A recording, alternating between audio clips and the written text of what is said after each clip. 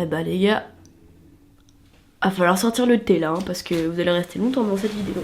Bonjour, bienvenue dans cette nouvelle vidéo où je vais parler de 1 Million. Pour ceux qui me suivent depuis un petit moment déjà, vous attendez cette vidéo depuis presque un an. Et pour ceux qui sont nouveaux puisqu'ils ont été attirés par le nom de la vidéo, bienvenue à vous. N'hésitez pas à vous abonner.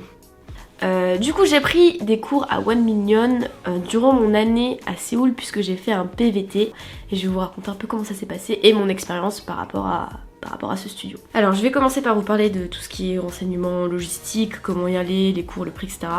Je passerai ensuite sur comment se déroule un cours, puis sur les cours que j'ai pris et la difficulté des cours, et ensuite je terminerai par mon ressenti, côté positif, négatif, et je terminerai par vous parler un peu des autres studios que je vous conseille à Séoul bien sûr. Je terminerai par peut-être quelques mots de motivation pour certaines ou certains qui se lancent dans la danse ou qui sont déjà dans la danse. Je pense que c'est un petit peu le sommaire de ce qui va se passer dans cette vidéo. Autant vous dire qu'à mon avis elle sera un petit peu longue, j'en suis déjà désolée, et voilà, c'est parti.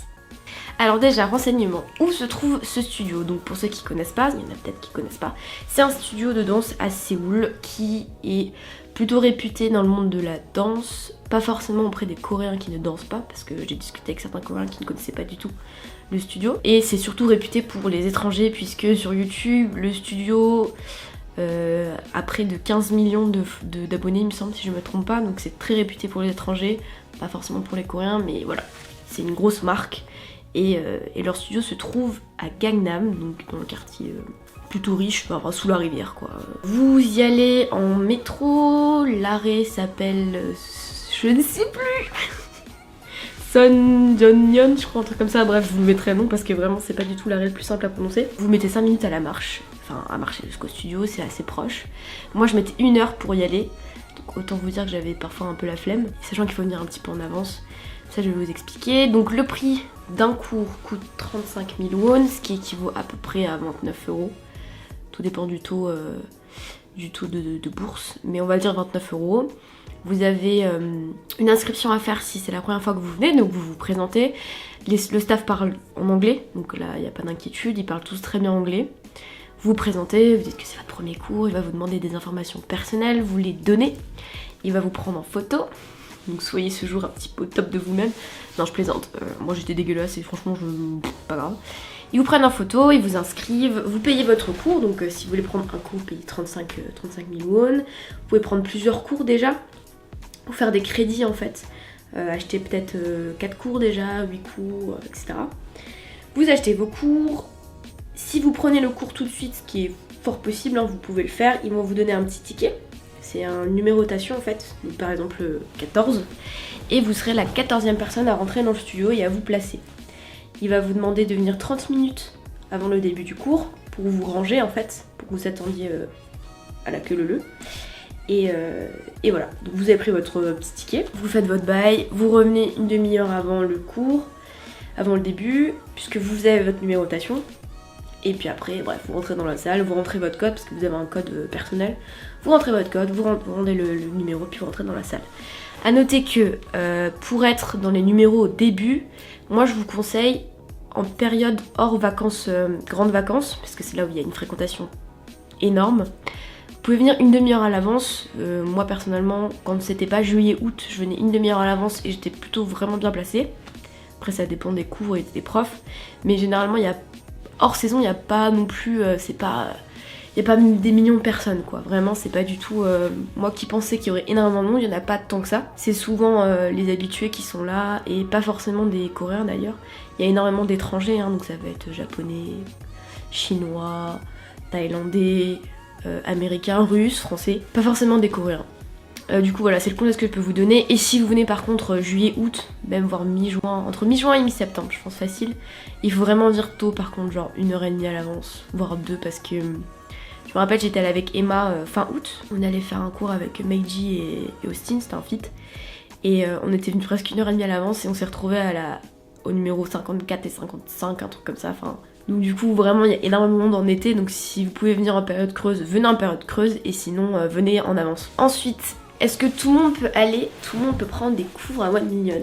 Tout le monde peut prendre des cours à 1 Million. J'ai moi-même rencontré un mec qui était allé prendre un cours, qui n'avait fait jamais de danse, et d'ailleurs qui était en cours avec moi au niveau intermédiaire chez Enokim. Il n'avait jamais fait de danse et il était quand même parti faire un cours, et je le trouvais très courageux d'ailleurs de sa part. Après il a bien galéré, ça il nous l'a dit, mais c'était très cool. Donc effectivement vous pouvez y aller sans danser. Par contre vous allez galérer, surtout dans le niveau intermédiaire.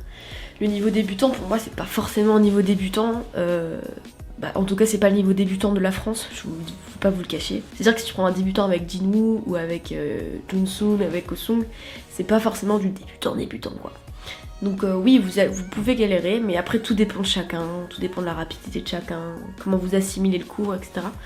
Donc c'est assez aléatoire, mais tout le monde peut y aller. Alors ensuite, les cours que j'ai pris. J'ai pris des cours avec, alors faut pas que je me trompe, mais je vais peut-être oublier certains d'entre eux, c'est fort possible. Enokim, Yoongjin Lee, Yoojung Lee, Sean... Putain de merde. Alors après l'écriture, j'ai pris un cours de Meiji Lee, Yoojung Lee, Enokim, Redligan, Jinwoo, Austin et Sean. J'ai sûrement mal prononcé leur prénom. Bref, en tout cas j'ai énormément pris Enokim parce que c'était mon prof favori. C'est vraiment le style de danse que j'aime beaucoup et que j'aimerais atteindre un peu plus tard, même si je pouvais demain, mais ce n'est pas possible. Mais j'ai pris beaucoup de cours avec Enokim et c'était vraiment trop bien. Donc lui je le kiffe, et j'aimais beaucoup aussi Jin Lee, elle je l'aime bien. Enfin en fait j'aime pratiquement tous les chorégraphes, tous les danseurs, sauf certains où c'est un peu moins ma cam. Mais globalement, si vous pouvez tous les faire, faites-les tous, parce que franchement ça va vous apporter beaucoup de faire tous les profs. Alors comment se déroule un cours? Je vous ai dit tout à l'heure, vous venez une demi-heure, 45 minutes en avance selon les périodes, ou voire 1h30 en avance. Vous faites la queue, vous passez la queue, vous donnez votre papier, vous rentrez votre code, vous rentrez dans le studio, vous vous placez en fonction de si vous êtes devant ou pas, vous vous placez. Sachant que vous pouvez vous placer derrière si vous le souhaitez, hein. C'est juste que voilà, il y a quand même un ordre à... Ceux qui sont arrivés en premier peuvent se placer devant, et ceux qui sont arrivés en dernier doivent se placer derrière. Vous rentrez, il y a à peu près 5 minutes, 10 minutes d'échauffement, c'est vraiment juste pour étirer un peu les articulations. Il commence à vous apprendre la chorégraphie, c'est assez intense parce que même si ça va être peut-être 20 secondes, 30 secondes, 40 secondes de chorégraphie après en 1h30, c'est pas 30 secondes comme ça. Ça va être 4 mouvements en 1 seconde, enfin genre c'est assez rapide et assez intense. Je sais que généralement dans le cours, au bout de 1h15, 1h, mon cerveau partait en fait, j'avais un manque de concentration totale dans le cours. Mon corps suivait, était là, mais mon esprit était plus là parce que j'avais assimilé trop de choses. Et comme il t'apprend, on va dire, il t'apprend 5 mouvements, puis après il t'en apprend encore 5, après vous devez revenir au début. Donc c'est ce système-là en fait, se souvenir de ce que t'as appris en apprenant autre chose, donc c'est vrai que c'est de l'apprentissage assez extrême, en tout cas dans les niveaux intermédiaires, mais ça t'aide beaucoup après par la suite parce que bah voilà, après t'es habitué et comme les mouvements reviennent assez régulièrement, enfin c'est toujours la même mécanique, donc au final t'apprends de plus en plus vite et c'est beaucoup de plus en plus simple. En tout cas moi ça m'a fait cet effet là. Au début c'était un petit peu difficile et puis à la fin bah même si le flow n'est pas là, en tout cas les pas y sont, et tant que t'as la précision, après le flow vient par la suite. Et ensuite que t'as pris donc 30 secondes ou 40 secondes de chorégraphie, soit vous passez en groupe, donc il vous divise dans la salle, il vous dit bah groupe 1, groupe 2, groupe 3, vous passez devant, et ensuite il choisit les personnes pour danser au milieu, et après ça l'aide un peu à choisir pour le cours suivant, si c'est filmé, il peut choisir qui apparaîtra dans la vidéo ou non. Voilà, donc ça c'est comment se déroule un cours type en fait, en tout cas en intermédiaire. En débutant c'est à peu près la même chose, hein, je pense, j'ai pris qu'un cours de débutant donc je peux pas trop vous dire, mais globalement c'est la même chose. Quand un cours est filmé, c'est le même principe, sauf qu'à la fin vous passez aussi groupe par groupe, et puis ensuite il choisit les personnes qui souhaitent apparaître dans... Enfin, le chorégraphe choisit la personne qui veut le voir dans la vidéo, ou des fois il demande aussi qui souhaite apparaître dans la vidéo, sachant qu'à la fin il y a un montage, donc peut-être que tu apparaîtras, peut-être que tu n'apparaîtras pas, ça c'est le monteur à la fin qui décide, ou je sais pas, directeur artistique, ou j'en sais rien, qui décide.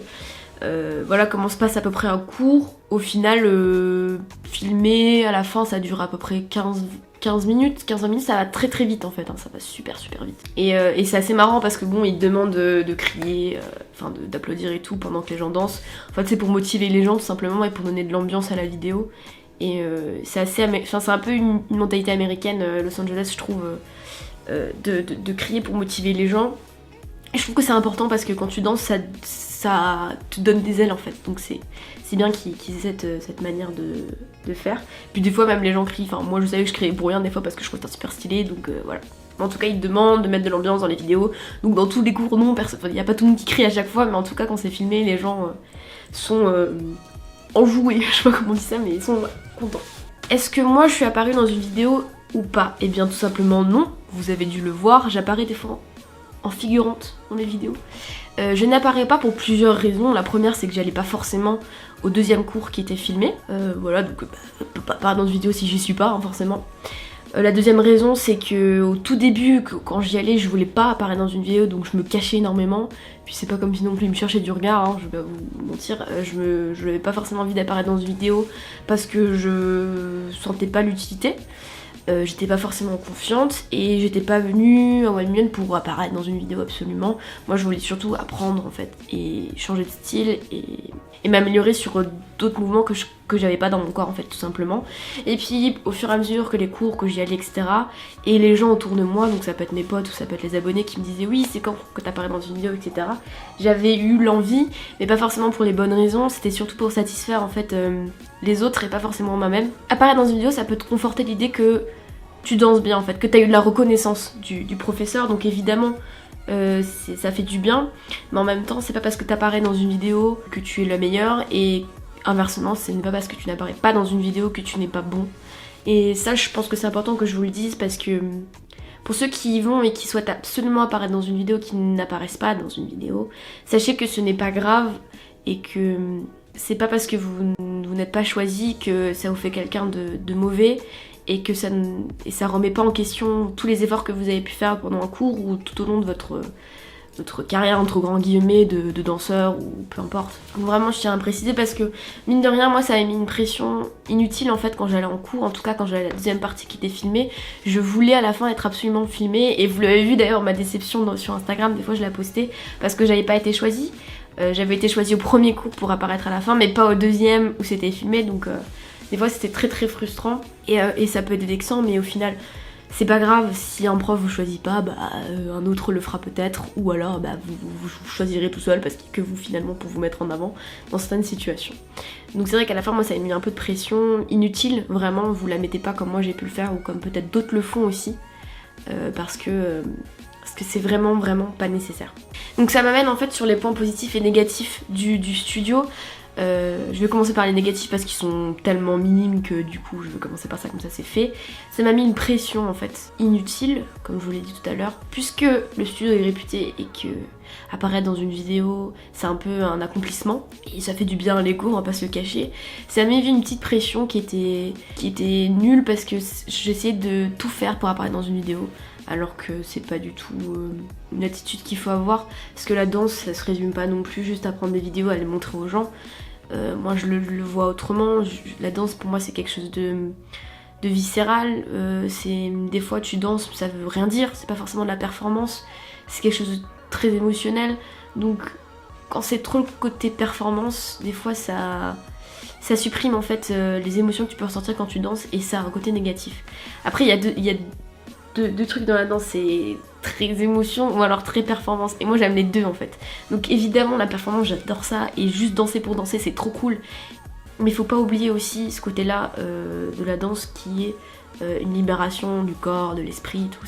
Ça peut être des fois spirituel ou pas, tout le monde aborde les choses différemment mais voilà moi j'aime les deux côtés et peut-être que j'avais oublié un peu le côté émotion et l'énergie que ça donne en fait de danser. J'étais trop dans la performance.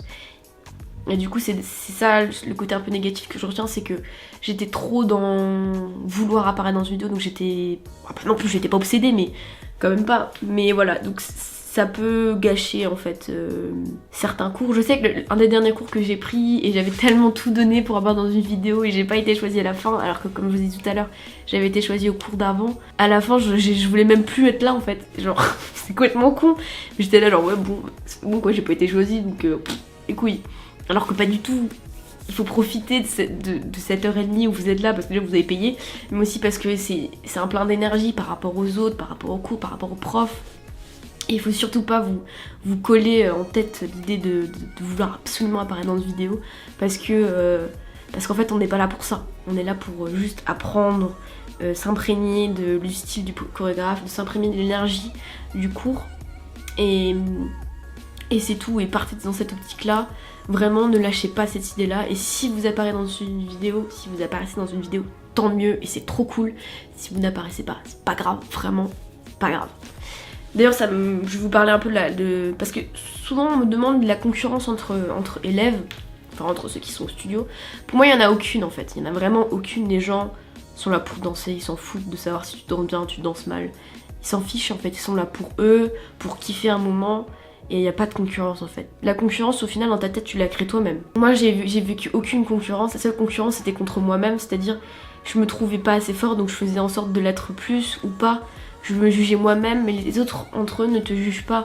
En fait, pour moi, un bon danseur, c'est pas celui qui va te juger parce que tu danses pas bien, mais c'est celui qui va t'aider à danser mieux, ou te dire la vérité, ou t'amener vers un autre univers. Enfin, en tout cas, moi, les danseurs que j'ai rencontrés, de mon âge et plus petits ou plus grands, quand tu les sens sincères en tant que danseur et parce qu'ils partagent la même passion que toi ou le même art que toi, ils sont là pour te pousser vers le haut et t'aider à t'améliorer, ils sont pas là pour te rabaisser et créer une concurrence nulle parce que évidemment il y en a qui sont plus forts que toi, il y en a qui sont plus nuls que toi et ce sera toujours le cas et c'est tout. C'est comme ça dans toutes les disciplines. Il faut vraiment pas être... La concurrence ça a du bon et ça a du moins bon. Il y a de la concurrence positive. Par exemple, avec une pote à moi, quand on est au conservatoire, on était concurrents, mais pas du tout. Enfin, Juliette, si tu passes par là, on était rivales, mais on s'aidait en fait. Enfin, on savait qu'on avait quasiment le même style, partageait les mêmes moves, on créait beaucoup ensemble toutes les deux parce qu'on s'entendait très bien là-dessus. C'était ma concurrente, mais c'était une fausse concurrente parce qu'on se kiffait de ouf quand on dansait.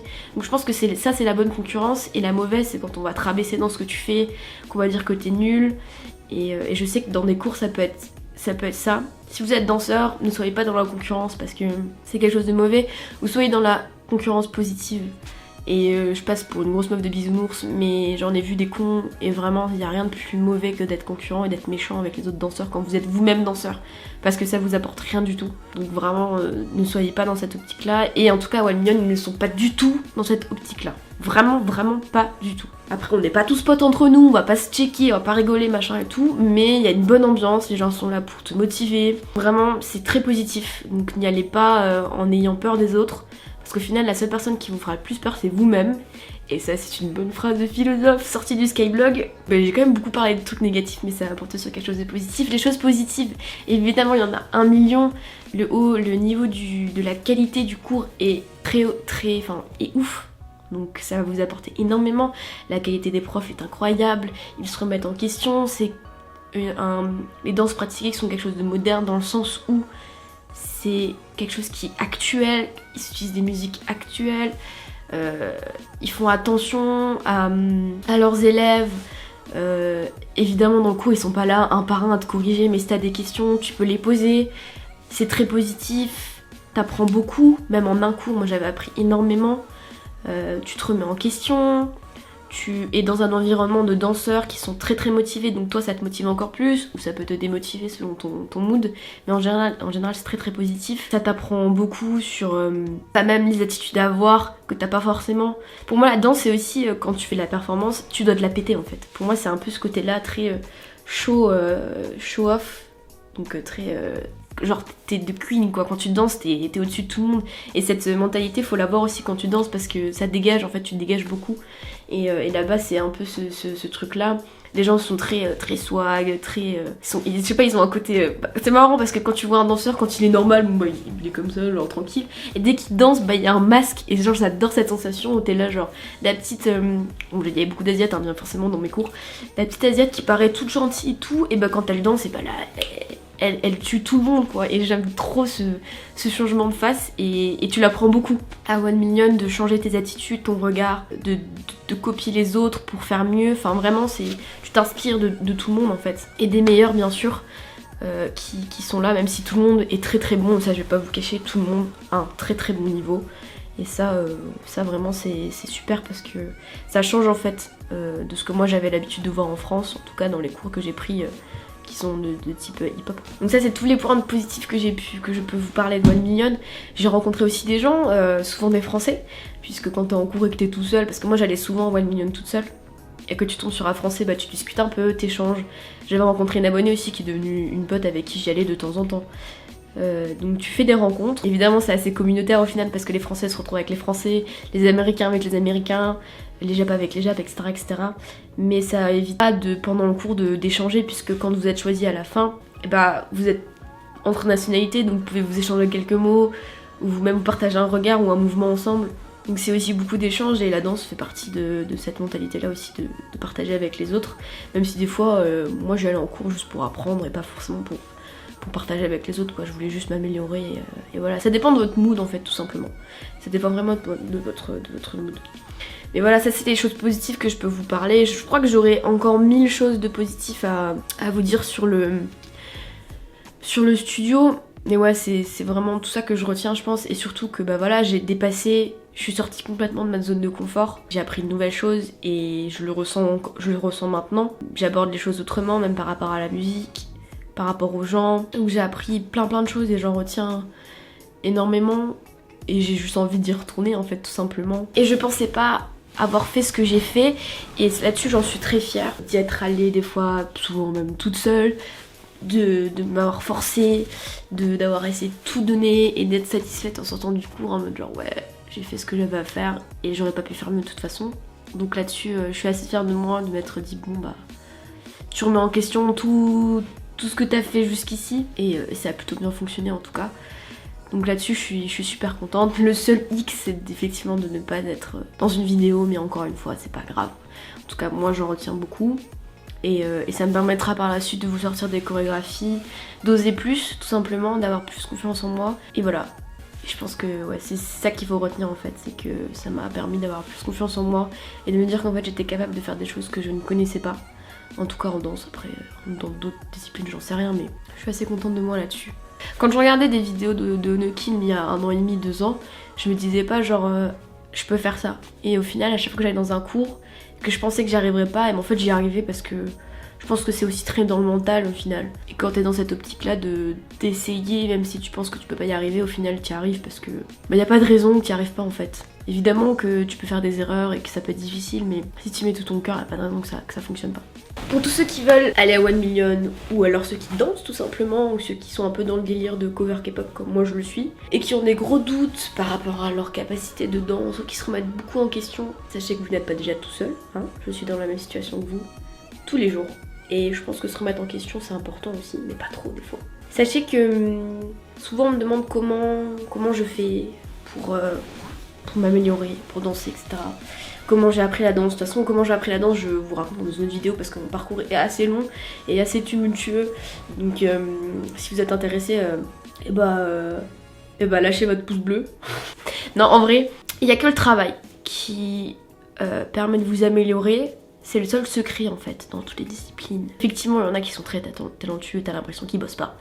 Mais il n'y a pas de réussite sans talent et travail en fait. Et si vous travaillez dur, que vous essayez, que vous forcez à faire les choses, il n'y a pas de raison que ça vous aide pas plus tard. Donc soyez dans cette optique là quand vous abordez une discipline, même si vous commencez à l'âge de 18 ans, 24, peu importe, ou ça fait très longtemps que vous êtes dedans.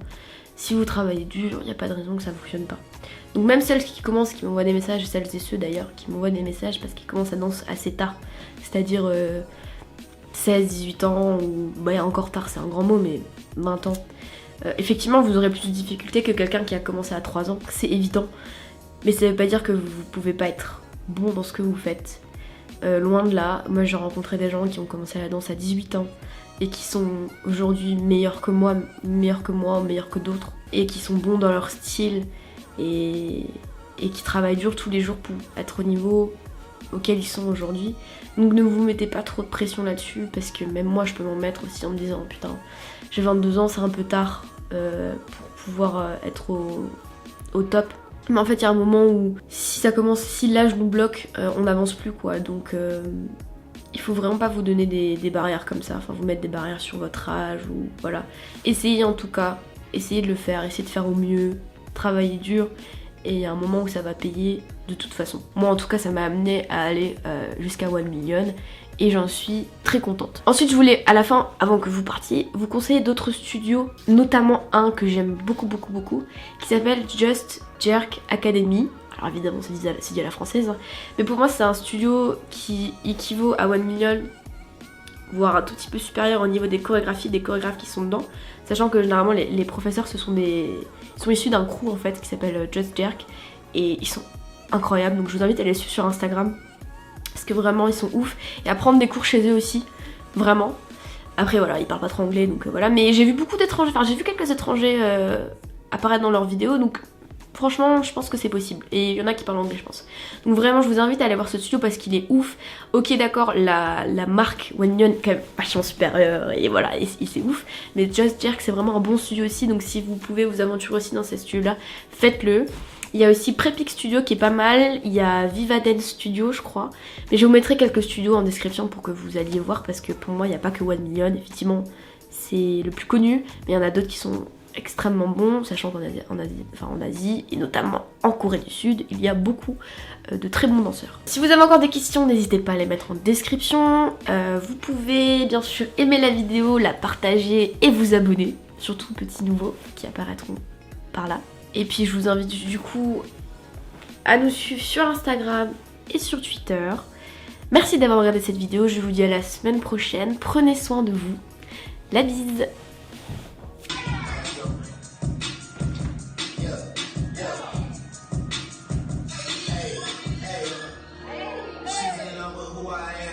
Back in high school, I used to bust into the dance.